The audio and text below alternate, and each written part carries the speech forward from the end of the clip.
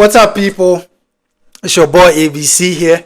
Very exciting today. We're gonna talk some Tesla. We're gonna talk some Tesla. So today I'm gonna talk about my first road trip with my Tesla. Right? If you haven't watched my previous videos, be sure to check them out. I put out the process of ordering my Tesla. I put out the delivery process, an issue I had during the delivery, and why I almost rejected the delivery. I have all of that in my previous videos, so be sure to check them out. Today, I'm just gonna talk about my first road trip, right? Like many people out there, before I went into getting this Tesla, one of the questions I had was, what if I'm going on a road trip and I got to a place where there's no charging station and my battery is running low? What do I do? Am I gonna get stuck somewhere? Because if you're driving a gas car, you can get gas to pump anywhere, right? But I was always like, the Tesla was always a what if, But I took my Tesla on my first road trip. It was about 7 hours of driving, and I must say it was pretty smooth. I didn't have any issues at all. I was able to charge it throughout, and I'm gonna walk you through how I did it, right? So Tesla actually does the heavy lifting for you. So when you are traveling and you put in your address, your destination, it shows you all the charging stations along the way. If your current charge is not going to be able to take you to your destination, that's what it does. So even if you're going like on a 10-mile journey and Tesla realized that your battery is not enough to take you on that 10-mile journey, it will show you the nearest charging station. That way it tells you that, hey buddy, you need to go to that charging station and charge first before you continue this trip, right? Which I think is very interesting. So once I put in my address, right, I was traveling from Ohio to Virginia, and once I put in that address, it showed me that the charging stations along the way, which was pretty cool. So here you can see it showed me that by the time I get to Morgantown, West Virginia, I would have a 15% battery remaining. And with my 15%, if I stop there and charge for 15 minutes, I'll have enough charge to take me to my next destination. So the 15 minutes is not necessarily saying that that's where you will have your full charge. It could take more to get the full charge, but it's basically showing you that if you charge for 15 minutes, you should have enough, charge to take you to your next destination, right? So here in 15 minutes, I'll have enough to take me to Strasburg, Virginia's charge station. And it showed that if I get to Strasburg and I charge for 10 minutes, I'll have enough charge to my next destination, which was home, right? So it showed me all of that. And my question, and I'm pretty sure people will have this question, my question was, how accurate is this, right? If Tesla is saying that by the time I get to Morgantown, West Virginia, I'll have 15% remaining, is that accurate? That was my question. What if I'm not able to actually get to Morgantown, West Virginia? It was a 43 minutes drive, and I think my battery was around 80% at the time. So I was gonna lose like 65 65%? Yeah, to bring it down to 15. So this is how I calculate my Tesla miles. My Tesla has a 300 miles, right? So that's the charge limit, 300 miles. And I divided 300 by 100%. So it means that for every 1% charge, you get 3 miles, right? So yeah, if you're going and you have a, let's say, 90-mile drive, you should know that you will use around 30% of your battery, right? So yeah, 2.5 minute drive with that much percentage being used, that was fairly accurate, right? But to tell you, this estimate that Tesla gives you, it can be off. Sometimes if you're doing a normal drive, normal cruising, you're not speeding too much and all of that, it's very accurate. But if you're accelerating a lot, driving at top speeds, blowing your AC, and all of that. All those are factors that could affect the battery percentage outside of just driving it. So sometimes, depending on your driving habits, this percentage will be a bit off. All right. So let's see what happened. I drove to Morgantown, Virginia. By the way, throughout this trip, I was autopiloting, right? Autopiloting throughout. Autopiloting. I love autopiloting, by the way. I used to use cruise control a lot, and our Tesla has taken the cruise control to a whole new level where I can the car stays in the lanes for me, and it does the whole adaptive cruise control thing for me. So hey, it's amazing. It was a bunch of autopilot and Afrobeat vibes.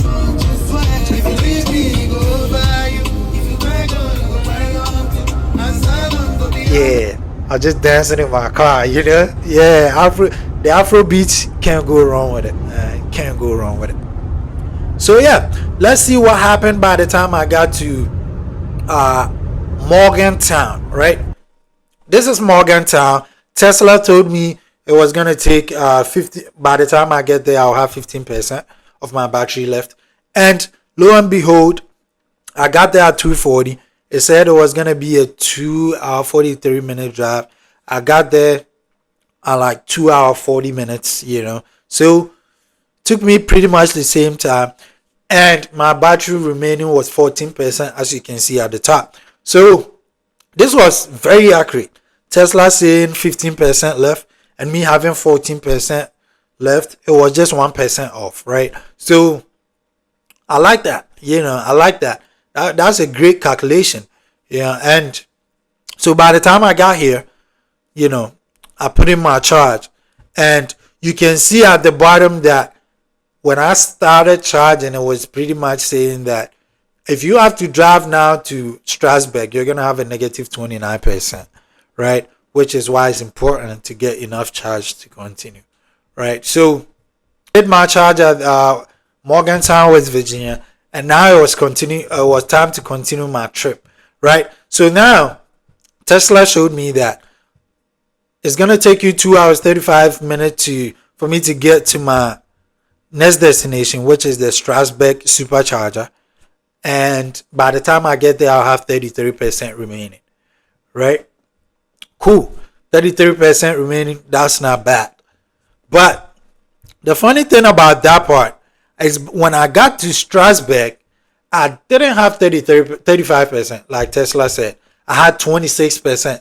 So you can see that from Ohio to West Virginia, it was pretty accurate. They said 15. I got there at 14.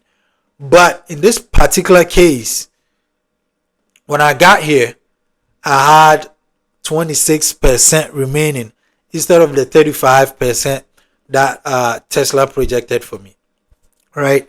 And I feel like it's because I was speeding a lot, and I don't know about the AC. I wasn't blowing my AC. I was just speeding a lot, and I also took some turns to get food. Yeah, I remember that now. I exited from the highway, went to a restaurant to buy food. So I had that little drive in between. So it all affected the battery, which is what I'm saying. It kind of comes down to your driving habits. If I was going like 60 miles per hour from that location all the way to that destination, then it would have been spot on.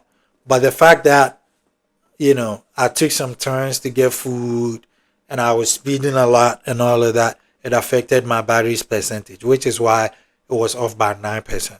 So I charged at Strasbourg, and now it told me that, okay, I have 81% remaining. By the time I get home, I was going to have 51% remaining. Because that Strasbourg to my home, it was just an hour and 30 minutes. So, yeah, I took off from there. It said 51%. And by the time I got home, right? By the time I got home, I actually had 55%. So this time, I did better than what Tesla said I was going to do. I don't know what the logic was behind it, because Tesla gave me 51% by the time I get home, but I did 4% better, which is good, right? I feel like when Tesla do these estimates, they should probably do the worst case scenario, right? If somebody is going on a road trip like that, the car should be able to assume that you're going to drive around like 80 miles per hour. I mean, nobody drives the speed limit when they're going on that kind of road trip, right? So nobody drives the speed limit on these major highways anyways. So Tesla should be able to put in parameters to say, okay, you're going to drive over your speed limit. You're going to blow your AC up and all of that. So based on all of that, your worst case scenario is 15%.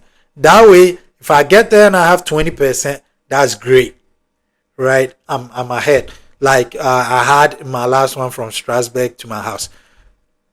That's great. It's better than Tesla saying, oh, by the way, you have 10% left. And by the time you get there, you have zero.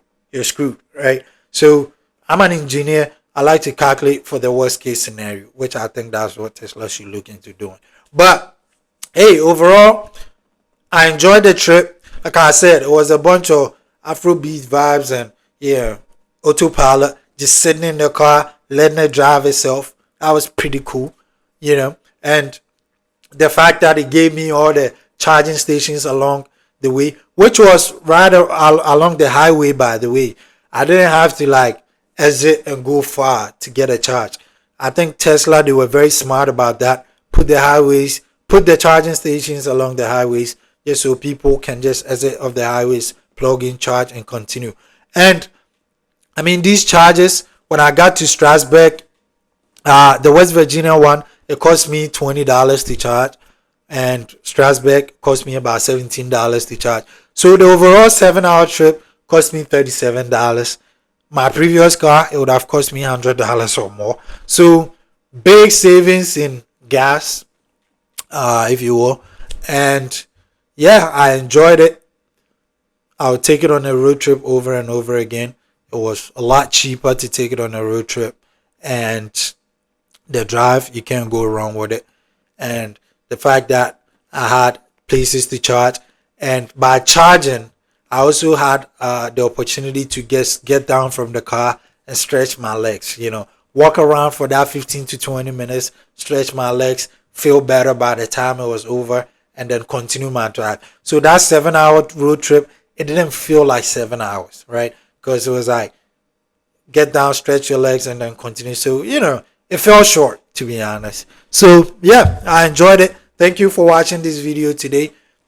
Be sure to like, subscribe, and if you have any comments, be sure to drop them. If you've had any issues at all taking your Tesla on your road trip, or if you plan on doing that someday, be sure to drop comments here. We're all learning from each other. If there's anything I missed that you would like to include, be sure to drop comments as well. Thank you for watching. I'll see you in the next video. Peace out.